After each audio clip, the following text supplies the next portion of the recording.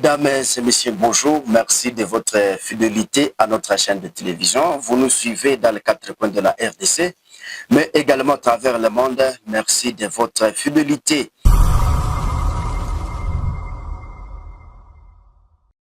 Les affrontements sont signalés ce dimanche 6 avril dans le village de Katoki et Kafufula, deux villages du groupe Maziralo, dans le Calais et au Sud Kivu.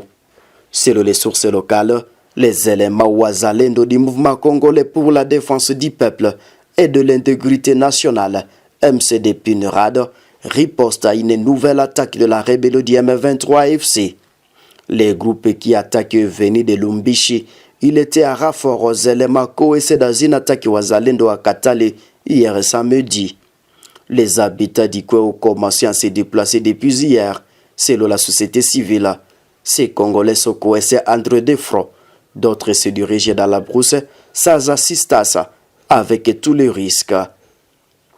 Nous allons revenir avec force pour plus de détails sur ces combats qui sont encore à court dans le Calais au Sud Kivu. Et là, nous quittons cette partie, nous parlons de la province du Nord Kivu à Walikale Centre. Il faut savoir que les drapeaux de la République démocratique du Congo flottent de nouveau du bureau du territoire de Walikale depuis 3 jours. Il a été hissé jeudi 3 avril par l'autorité territoriale, signe du retour de l'administration locale après le retrait de rebelles du M23 AFC et le réallié rwandais mercredi 2 avril à l'usine des combats contre l'armée congolaise appuyée par les combattants locaux à Zalendo. Les activités socio-économiques ont repris timidement vendredi 4 avril à Walikale, centre, chef-lieu du territoire de Walikale au Nord Kivu, après que les rebelles ont quitté cette cité qu'ils occupaient pendant environ 2 semaines. Ils se seraient repliés sur l'axe Mansisi d'où ils étaient venus. La population locale exprimait sa grande satisfaction, déclarant qu'elle peut maintenant respirer et vivre normalement, affirmant ces acteurs de la société civile. Les habitants confirment le retour des FARDC et des Wazalendo qui contrôlent de nouveau la cité depuis jeudi. Les transports et les petits marchés reprennent et observent également un retour timide de quelques habitants qui avaient fui. Ce sont là quelques signes de l'ambiance qui régnait vendredi à Walikale Centre, 48 heures après le retour des rebelles. Merci.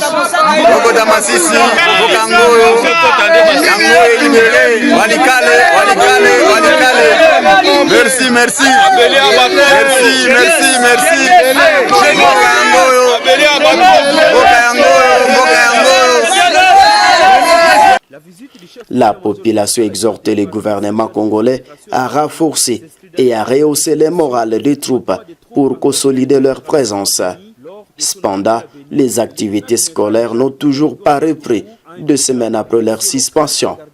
De même, les activités minières sur les cités de Bizi restent suspendues.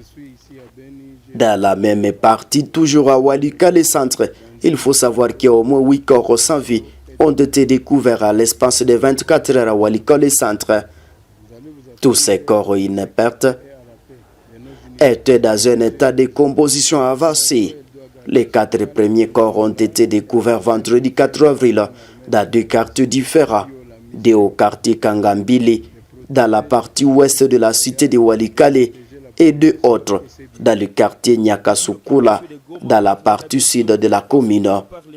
Ces corps ont été identifiés comme ceux des militaires FARDC, reconnus par leurs compagnons d'armes, d'un policier et de rebelles du M23.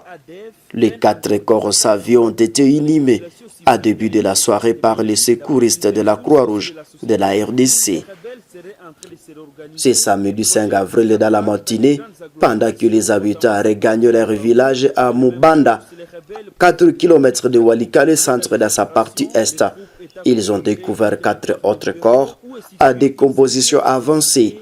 Ces habitants ont été alertés par l'odeur nauséabonde dégagée par ces corps. Le chef du village a rapporté la nouvelle aux autorités militaires à Walikale Centre. Burongu Cheikh Sisi, fait savoir qu'il est difficile d'identifier les victimes suite à l'état de putréfaction de ces corps. D'après lui, ces corps portent des tenues semblables à celles de l'armée régulière. Cependant, il indique qu'il est difficile de dire qu'il s'agit bien de militaires FARDC, car même les rebelles de l'AFC M23 portent les mêmes tenues. Les membres de la Croix-Rouge se sont rendus à Mubanda pour l'inhumation de ces corps. Les responsables de la Croix-Rouge à Walikale annoncé une opération de fouille dans la cité de Walikale et ses environs pour tenter de découvrir d'autres corps.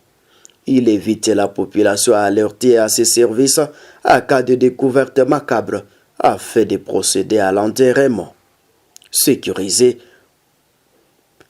pour essayer d'épargner la population de tout cas de maladie qui peut découler de la manipulation de ces corps. Ces découvertes macabres interviennent 3 jours après le retrait des rebelles de l'AFC M23 de la cité de Walikale.